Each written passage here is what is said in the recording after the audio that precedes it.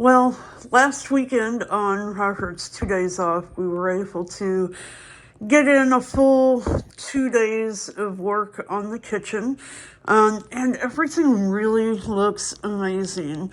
We were able to get all of the cabinets set with the exception of the sink base.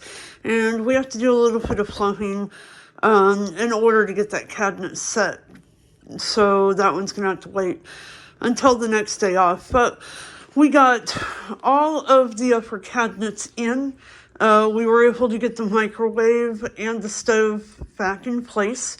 And now this setup here on the stove wall to me makes so much more sense than the layout that we had before. I have always thought that having a little bit of counter space on both the right and left side of the stove just really makes cooking and prep a little bit easier. You have to have some place to put things. So I really like this layout. We do not have countertops yet, so we have these temporary NDF boards that we've put on the countertop for now. And of course, you can see we don't yet have our hardware on our cabinets. So we've got these little tape pull tabs on here that we're using temporarily. And yes, I did go ahead and put everything in my cabinets so that I could get it all out of my living room because that was making me crazy. One, having everything in the living room, and two, not really being able to find everything. So this was our other big area that we had to do. Of course, we had the window back there. We had to take all the framing out of that in order to get the brick veneer, the brick facade on that wall. But it really turned out nice. Got my pot lid holders back in place over here. And of course, no trim yet. We're not going to put up any of the trim until we decide what kind of flooring we're going to put in yet, and we haven't yet made that decision.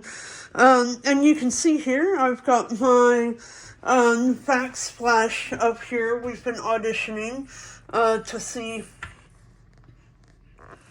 if we like it. It's got these really nice shades of blue in there. I think it's going to be really pretty. And then this pantry cabinet in the back, I love this, that it goes almost all the way to the top.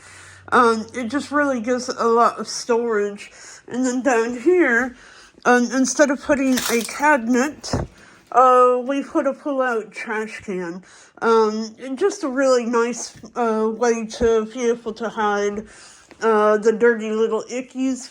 But, you know, really for us, the big thing was, where else are we going to put a trash can? Our kitchen is so small that if we didn't put it in the cabinet, the only other place that we would be able to put it would be right out in the open, and I really didn't want to have to look at that. So for me, being able to put the trash can in the cupboard was very nice. Now we've got this wall here that has been otherwise empty, and I'm thinking about creating a feature wall of some sort of decorative shelving or something that will come out maybe to about where that register vent is and maybe go up the wall. I don't want anything that's going to be too obstructive because we have a stairwell here, and we still need to put our handrail on.